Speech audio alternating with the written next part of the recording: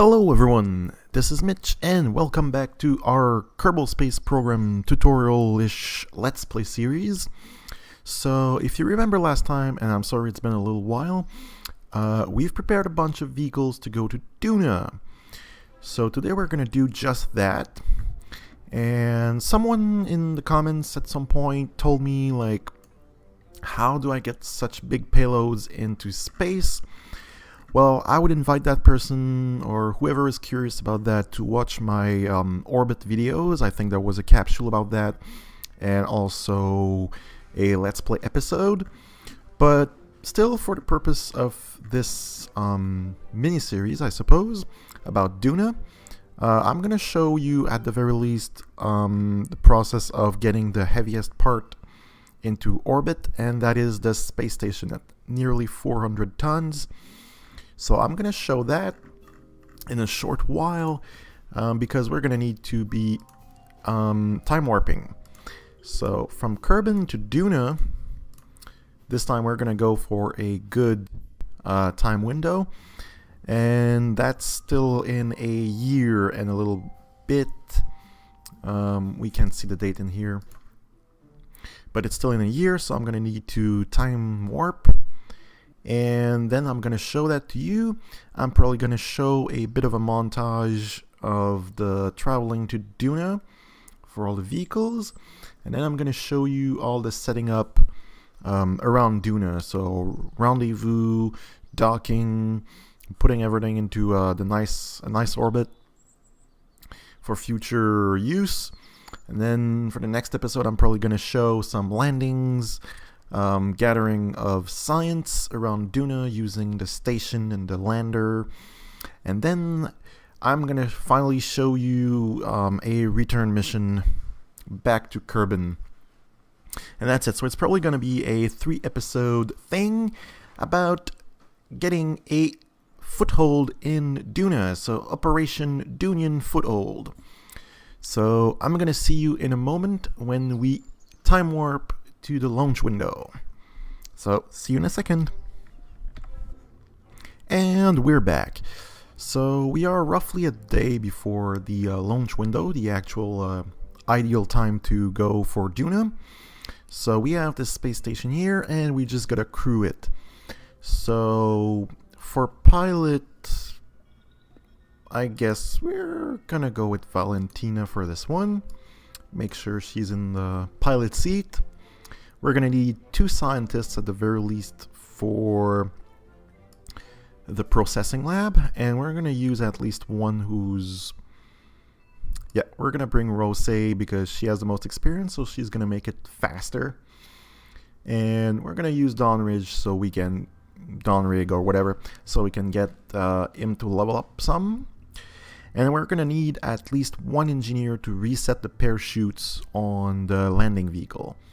So, I don't know. Let's go with Bargy in the hitchhiker's seat.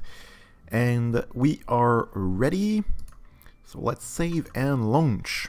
So how do we launch such a heavy rocket? Well, to me it's basically just, you know, bigger scale of a smaller rocket, really. There's nothing so different about it. But still, I suppose it's, you know, for teaching purposes. So SAS, full throttle, everything should have been set in the vehicle assembly building already. Staging should be good. So yeah, here we go. And launch.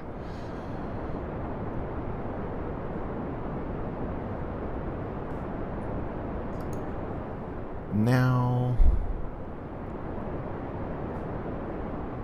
Yeah, there's a small stage there, which is going to be empty really soon, I suppose. Ah, okay, so it's already empty. So we're actually going to revert to launch. I totally forgot about that. In order, like, it gets empty really fast. So, sorry about that. SAS, we're going to monitor the fuel in this stage so that we can actually shed it the moment it's empty. So SAS, let's zoom out a little bit, and let's get ready. After that, it's normal, but this stage here is smaller than all the other ones, but it's still some weight I'm gonna shed, so let's make sure we shed it at the right time. So here we go again, and lift off. So as you can see, it goes really fast. That's why I put parachutes on it, actually. Getting ready to hit the space bar. And boom, separation. We can start tapping slightly to the right, yawing. Bring our prograde sideways for a gravity turn. I'm going to be a little bit more aggressive, slowly, not too aggressive. This rocket should have plenty of fuel, but we don't want to be too slow either, because it's wasteful. So ideally at 10 kilometers you want to be roughly 45 degrees. It's probably not going to be that way for us, but we can compensate for that. At roughly 30 kilometers we can start turning sideways a lot more, and that way we're going to be sure that the rocket doesn't start spinning and going out of control. So far it's actually really stable, so I could maybe afford to go a little further like that.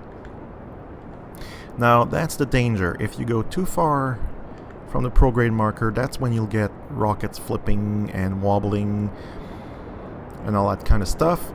And also make sure you have struts and everything you need to keep the rocket structurally stable as well, because otherwise that's more problems. This rocket is actually really strong and really stable, so no problem with that. Getting ready to separate the next stage. There we go. Now it's actually a bit less stable like that. And we already have an apoapsis that's really high, so we're gonna actually turn right away. And we're gonna keep firing the rocket just because it's gonna make turning a lot easier. Now see, it's already a lot less structurally stable, but that's fine. Now we're pointing almost perfectly sideways. We're gonna wait till we get closer to apoapsis to maximize the efficiency. And we're gonna finish burning to get this thing into a relatively stable orbit. And that should be it, really. Like we have, I'm not sure that's gonna be perfect, but we should have enough fuel in the upper stage to finish circularizing our orbit, and still have plenty left to get to Duna and break. So let's time warp a little bit. Gonna wait for like, what, 30 seconds? It says there's a minute worth of fuel in there. There we go. Try to move the rocket, but it's not gonna go, so let's fire. And actually we can go like this a little bit to move prograde marker a little faster. And that's it, just burning the rest of the fuel. Almost there. Now we won't need to be going quite as fast as we would if we were going for an orbit at around 70 kilometers, because you need to be going faster the closer you are to the planet to stay in orbit. But in this case we are pretty far high, so it's probably not going to require quite as much to get into orbit. But still, that was not the most efficient way to do it, but it works. So almost empty. Getting ready to separate.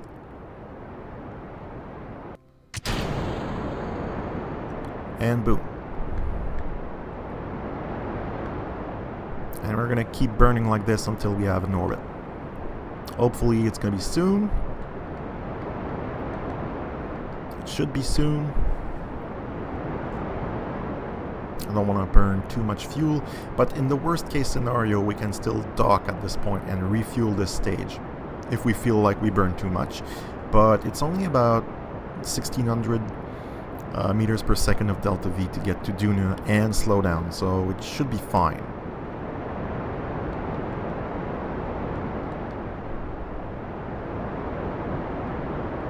Still burning a little bit more than I wanted to originally, but should be alright. I'm gonna try pointing prograde. Don't want the apoapsis to go too high, although we're already past technically. Yeah, we're gonna burn a lot more than I wanted to, but still it's gonna be in orbit. There are docking ports available. All we need to do now is refuel, basically. Let's see what it looks like.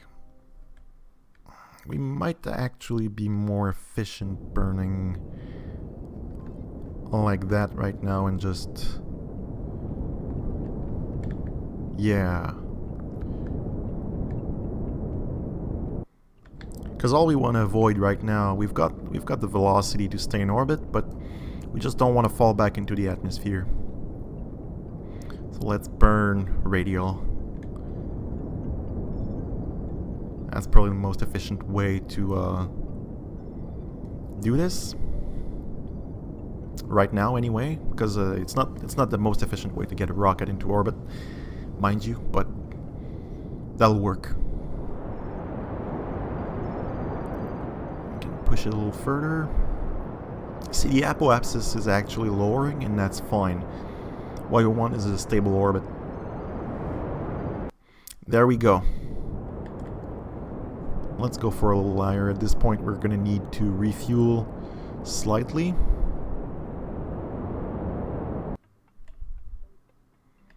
There, 80 kilometers periapsis. Now, how much delta V did it require to get to Duna and brake according to this thing?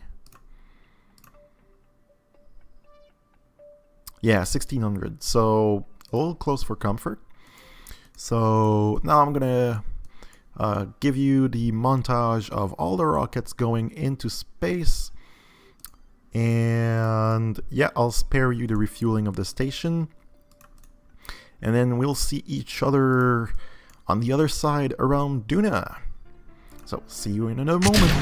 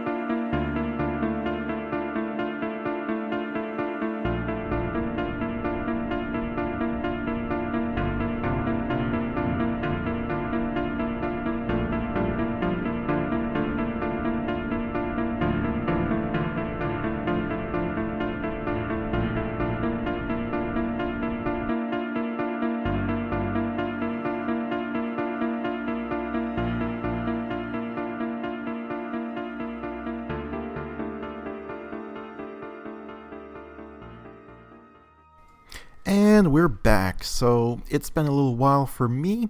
Why am I showing you the Space Center? Well, I want to show you the mission control since I've managed to grab another pretty nice contract, which is, well, actually two, which is to plant a flag on Duna and one to recover science from space around Duna. We've also managed to complete the contract to get a station around Duna. So I'm gonna show you the situation around in the tracking station. So after launching everything, transferring everything to Duna, we finally got just about all the things on the same orbit. So we are orbiting just above 100 kilometers, just for the extra time warp ability, because below 100 kilometers it's only 50 times faster, and above you can get up to 100 times. So that's right. I still have to dock everything. Now I'm not gonna show that on camera, I don't think, because, well, that's a tremendous amount of time, especially since now that everything is on the same plane. Basically, I'll need to mess with everything so they catch up to each other and all of that. And there's also a bit of a niche, which, well, it's not really a niche, but the overall signal is going down since Kerbin is now ahead of Duna. It's going to keep going down for a few months until Kerbin starts catching back up with Duna.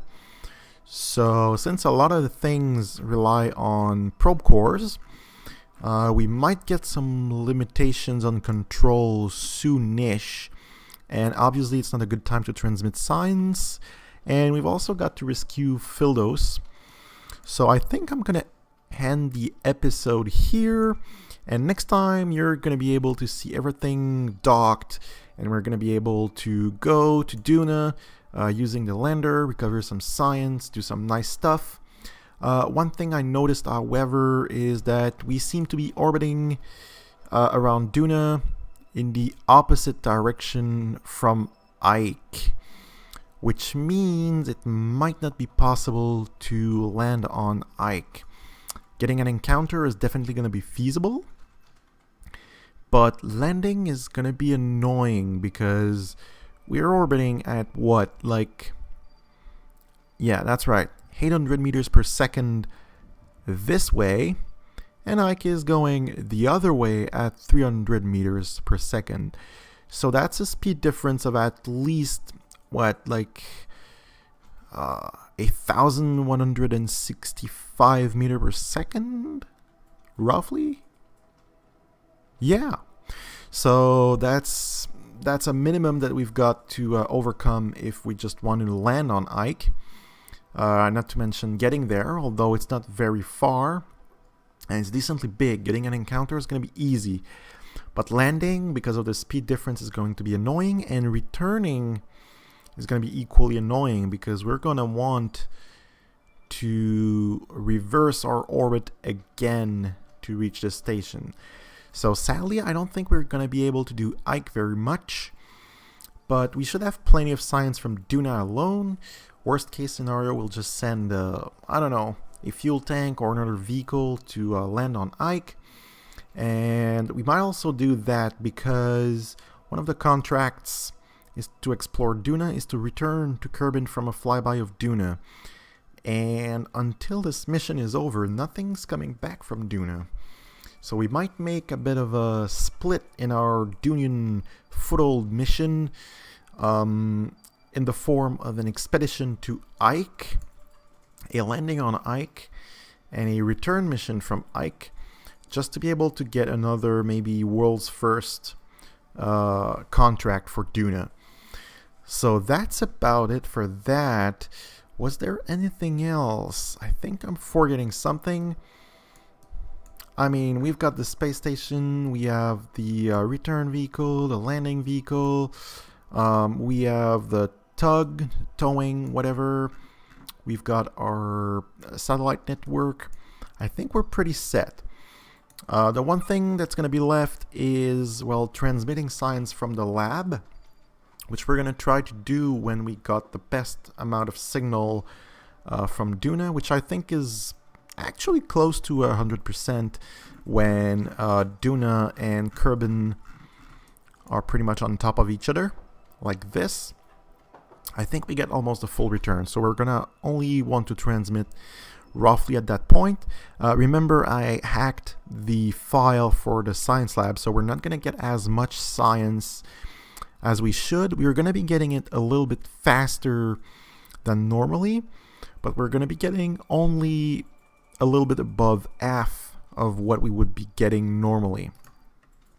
And I think, yeah, the one last thing I'm forgetting, rescue Fildos, the contracts. No, I think that's it. So we might pick up more contracts. Like, yeah, that's the one we want to finish as much as possible. Oh yes, as soon as we get the science for it, we're gonna set up a patents licensing. I know I've said this in the previous episode, but it's been a while. Anyways, we're going to try to set up the patents licensing at least at 25%, maybe even up to 50%, so that we get more money, well, for future missions, really. And that's kind of a way to avoid, in my opinion, to avoid exploiting the science lab around Duna. So we're going to be throwing, well, not throwing away, but we're going to be transferring a lot of the science we're getting into money for future missions, to Eve, to Jewel, to Elu, and to Moho. So stay tuned for that.